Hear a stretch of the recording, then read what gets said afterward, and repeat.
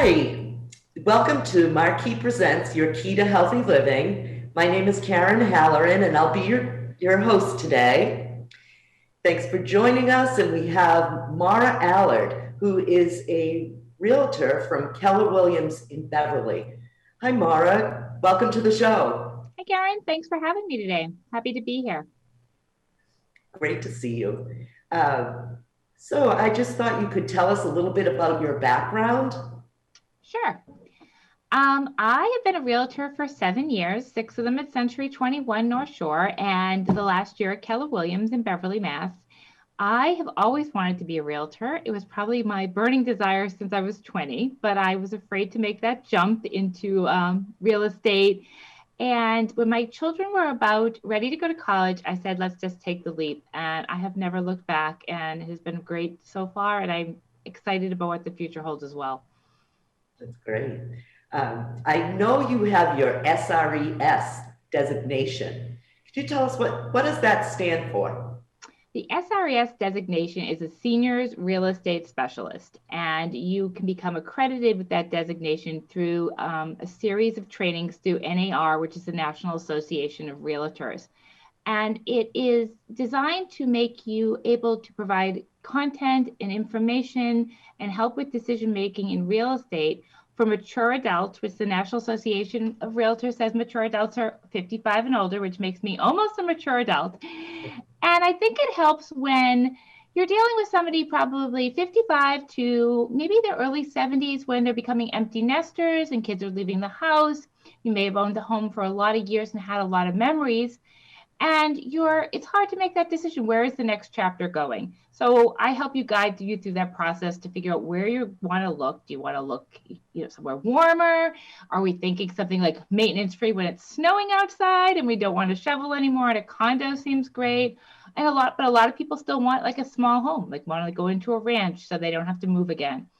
So that's that set of people that you can help with a plan and help them buy, sell, refinance, or invest. And then the elderly, it can be very challenging to sell a home in your late 80s, mid 80s, 90s, 100.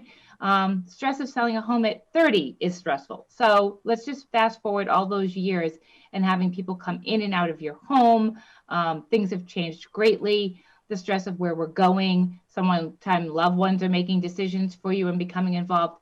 So technology can be a big factor. They may not have cell phones, smartphones, internet access.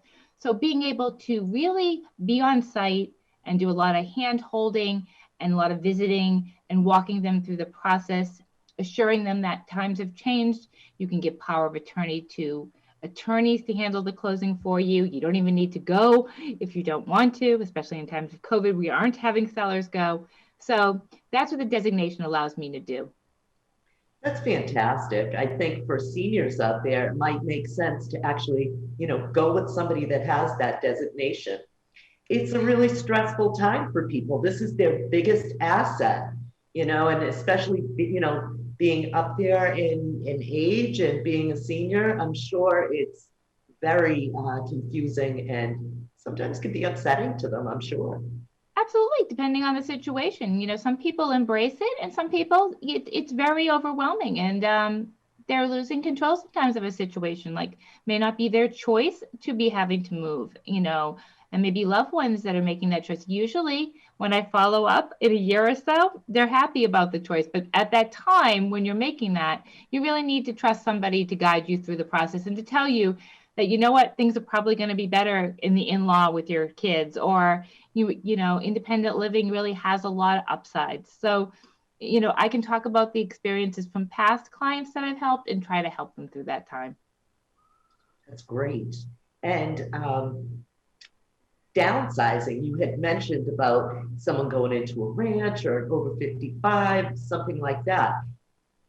Somebody decides they want to do that. There are a lot of loose ends left out there, movers, if they need to have repairs done, you name it. What do you have as a complement to your services that you offer? It's a great question. So I have worked with a lot of people and a lot of experience working with seniors over the last few years. So I have a great team that surrounds me. I have a great elder law attorney. I actually have a couple of great elder law attorneys that can help you with, what if you're going to get a lot of money? Where is this? How is this money handled? This could be your largest asset, getting hundreds of thousands of dollars. How is that strategically going to be handled? I have accountants that specialize in helping with the elderly, again, to handle any capital gains questions that come up. As far as the house, you can do a lot of things. We have cleaners that will come clean. We'll wash your windows. We'll handle the whole cleaning it all, sparkling tubs, counters. You don't have to do that. Actually, if you work with me, I pay for the cleaning. I have handymen that are able to do some small repairs if needed. A lot of times I suggest we sell the home as in condition because the market is strong right now. And, unless it's a safety hazard or something that really should be addressed, we don't have to usually do a lot of big repairs. Clean out. I have a couple of people that do great jobs with clean out. One company does a lot of donating. I know that that's very popular. You don't want to see all these belongings in a dumpster sometimes. So we can work with an organizer that can decide, like, let's say you're going to independent or assisted living and you're now going into a one-room apartment style. We can go get the floor plans at the assisted living or independent living facility, bring them back to you, and we can figure out what pieces of furniture to take. And then we can look at what do we do with the rest of it? What belongings do you really want to have with you? What can we give to other loved ones that may want them? What can we donate to organizations that you like? The rest of it, you can take to savers.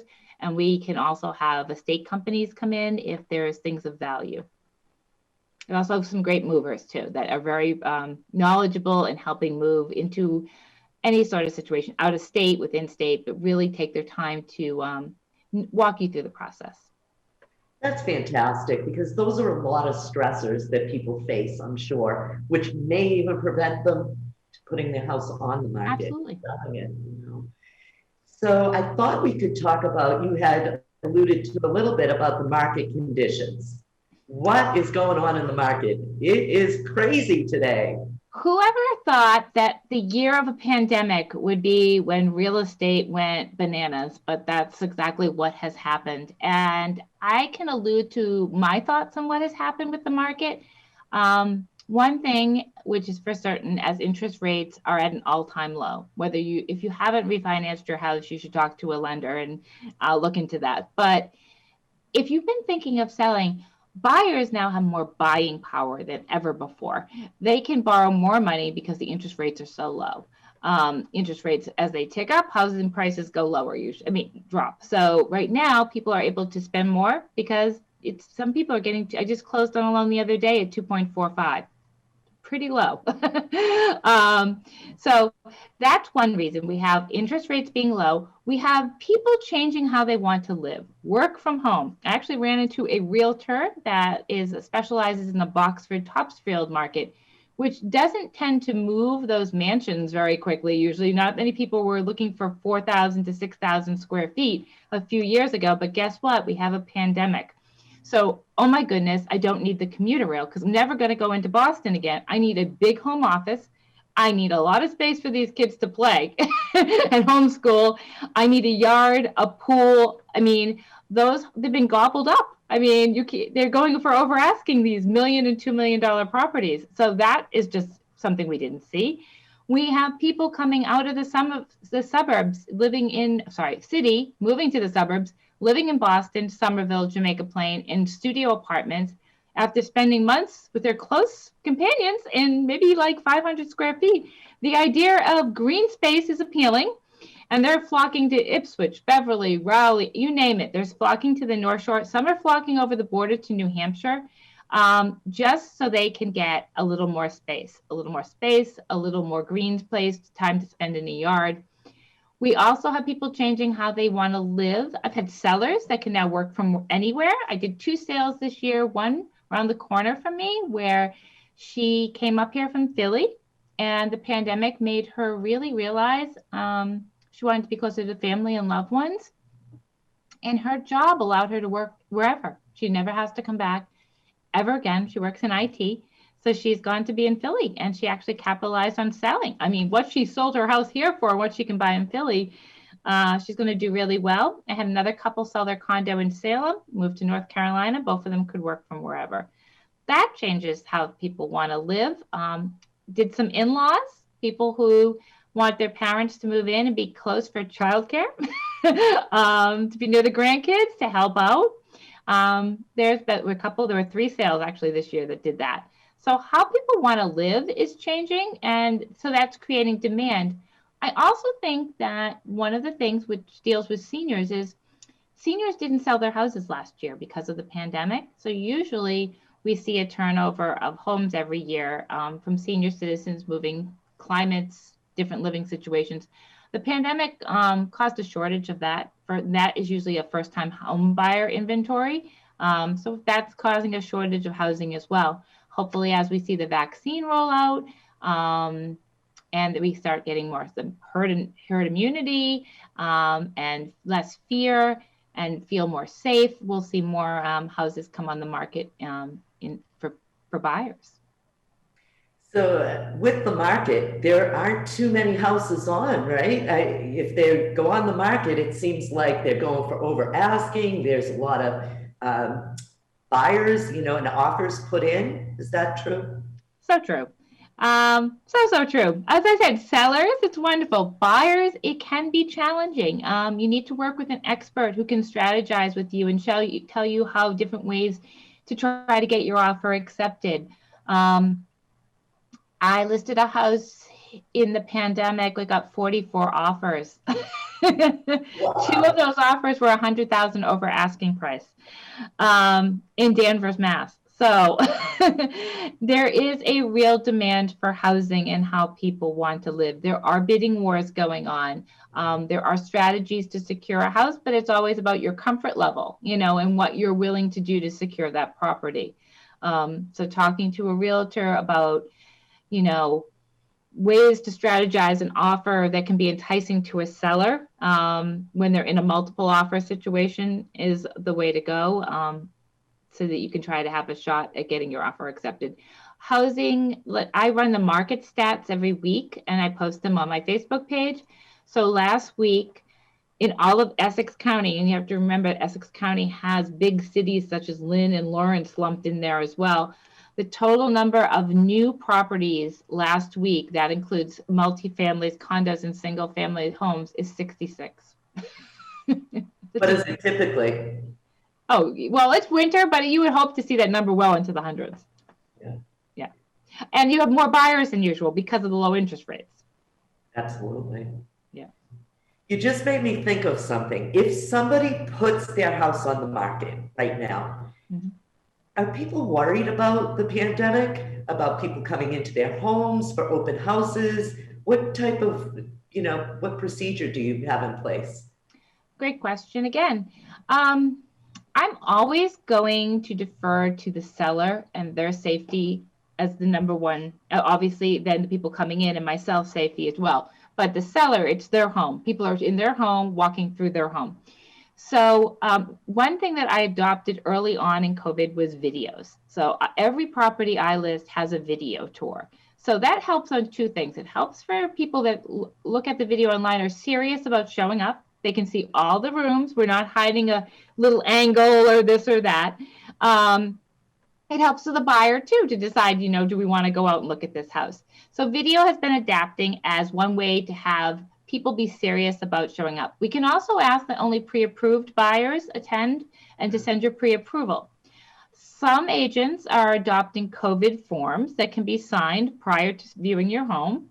I adapt the pre-approval always. I do not do open houses. My open houses are by appointment only, so that I don't have more than one party through the house at one time. So you must be pre-approved. You're given hand sanitizer at the door. You must have a mask, clearly. I've opened everything myself before all the closets are all open, so you're not touching them when you're in the house. And I also wipe down all surfaces with Clorox wipes before leaving. If my seller would like extra protocols on top of that, I'm happy to adapt those. But those are the ones that I feel that have been working well, especially not having the mass open houses. I don't think it's good right now for anybody. The people in there, how can you social distance and the person's house? Even if it's vacant, then it's still other people are too close to each other and we still have to be safe. So I talk to the client a lot about it and feel them out on what they want to do. And most people feel comfortable with the spacing of appointments.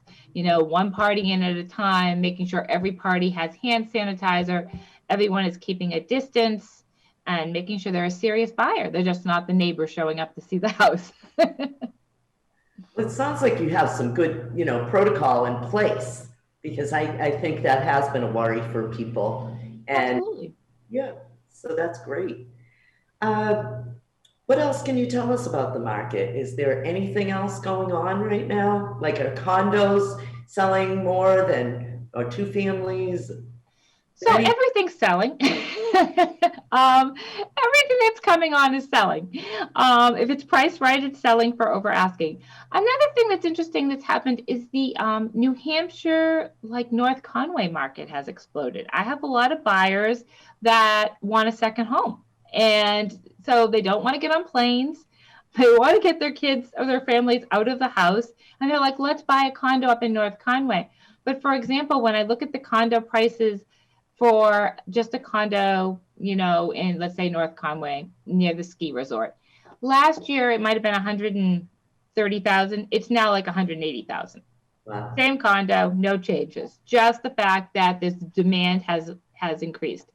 Over the border in New Hampshire, I'm licensed in both states. I've had a lot of people outpriced in Massachusetts this year, and they're crossing over into the border to buy in New Hampshire to get more land, to get larger homes. I think that that's one of the things that is a new trend as well. It's always been popular, but it's as people can't afford Massachusetts, then they're looking to other alternatives. And I really feel that that will continue strongly. Um, I advise buyers not to if they can be expansive in their search, it's better. If you're limiting yourself to only one city or town or one style home, it's going to be an uphill battle for you right now. I mean, if things change, then, it's a different conversation. But most of my buyers, I'm trying to keep them open-minded, to look at condos if they're first-time buyers, as well as single-family homes, to look at towns that they may or may not have considered in the past, but just to be open-minded about looking them. Some people say, I don't want a split level, but I'm like, just go look, because the more open-minded we are, you never know when you're going to fall in love with something. You never know what's going to spark your interest, or a community that you've never thought of before.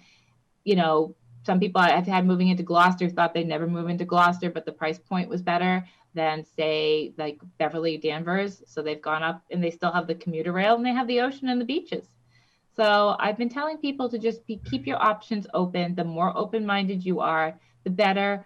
Also, paint, lighting, and flooring are game changers. So sometimes you go into those homes and they look a little tired, but if you can keep an open mind and really an open vision on how that home can look, just painting everything is going to make it look $1,000,000. Not everybody has decorating taste and style, but Pinterest is here. It's your friend. You can get great ideas. A lot of these projects are not expensive to do. And if you can be open-minded to adopting some, do it yourself when you move in, then those houses don't go as crazy over asking as the ones that look like Pottery Barn. And usually I also say to people, the house that looks beautiful and it's staged beautiful, looks like Pottery Barn, you're in love. When you go to that final walkthrough, all you have is walls. All the furniture is gone, all the decorations are down, and it looks like just a regular house, maybe has nice color paint. So, keep, the vision that can become your vision. You can make it a Pottery Barn house. You can make it look exactly like you want to. But the bones of the house are the most important. To me, sometimes, how old is that? It's not exciting to pick out roof shingles. Nope. That is purchasing a furnace is not the highlight of your life, but redecorating the inside, that's where you want to spend your money. So if the house is sturdy and it has good bones and the systems are updated, I always encourage them to you'll have fun decorating the kitchen. You're not going to have fun looking at a gas furnace. So that's my tips for buyers. Those sound like great tips. And it's totally a seller's market. So I'm just wondering, how long are things staying on the market? Probably not that long. So if somebody wants to put a house on the market, maybe in, past times, it would be on for a couple of months. Now 4 days. How many days? 4 days. I would say the trend has been you'll see a house come on the market on a Wednesday, open houses on the weekend. You might not even get a private showing due to COVID, or just they don't have to. I think it's a disservice. I want to show a property as much as I can as long as someone's comfortable, because you don't know, you might be missing a great buyer. And then offers are due on a Monday or Tuesday. I went to see a house that came on the market last night, came on the market yesterday morning. Open house in February on a Monday night at 6:30 p.m. on a Monday. And then there's open house on Wednesday. Offers are due on Thursday. We're not even going to the weekend, So that's just what we're seeing. So if you're a seller, and winter is now fine to buy. I really don't think it matters. You can sell right in the middle of this snowstorm we're having, and you're still going to be gone. If you price the house correctly, there should be no problem right now at all. And I think this will continue into the spring market. There'll be more inventory, but people who are capitalizing on the winter market are doing exceptionally well. That's great. So certainly the time to sell if you've been thinking about it in recent. Go rent. Move out, rent. That is one thing I will talk about. There are a lot of sellers that want to sell but don't know where they're going. Where do we go?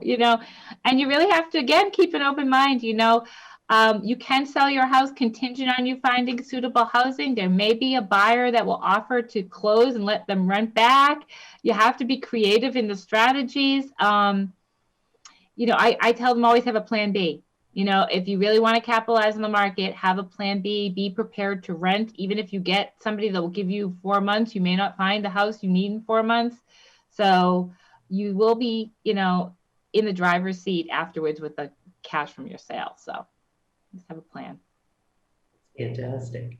Well, you've given us a lot of valuable information that people can, take back and take into consideration if they're looking to sell their house. How would somebody get in touch with you if they wanted to, find out some more about your services? Great. I'd be happy. I always tell people I love to educate people in real estate. So there's no obligation if you reach out to me and you just have a question.